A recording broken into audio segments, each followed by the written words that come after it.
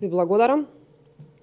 Почитувани граѓани, македонските фирми сега плаќаат и до 800 евра за мегават час, а енергетски капацитети во моќност од 400 до 500 мегавати стојат неискористени. ТЕЦ Неготино работи со половичен капацитет и од максималните 220 мегавати работи само со 90. Цената на производство на електрична енергија во ТЕЦ Неготино е над 150 евра по мегават час.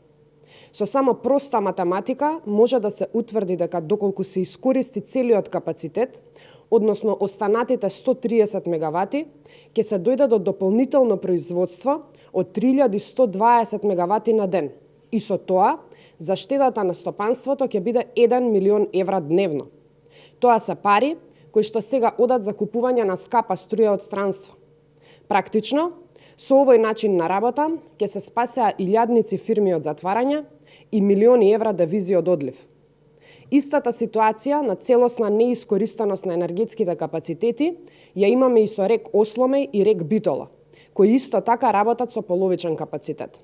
Имено, од вкупниот инсталиран енергетски капацитет од 2100 мегавати, заради криминалот и неспособноста на власта, искористени се само 1600 мегавати.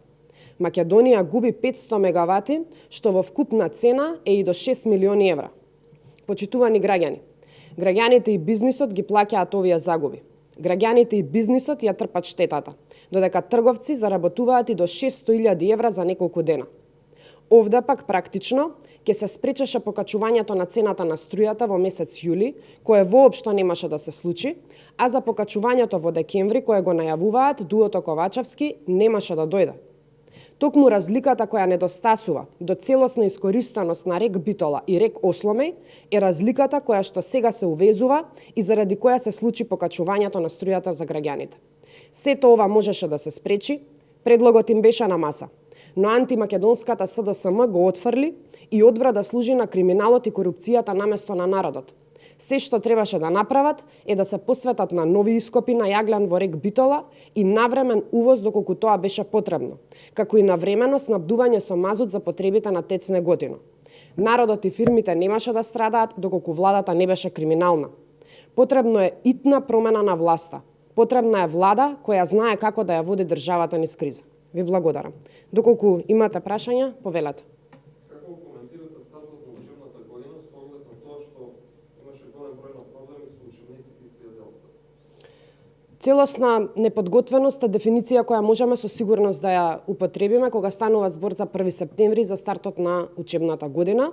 За жал, 1 септември ќе го дочекаме без учебници, без сведителства за завршена претходна година, без главни книги за наставниците и многу други пропусти.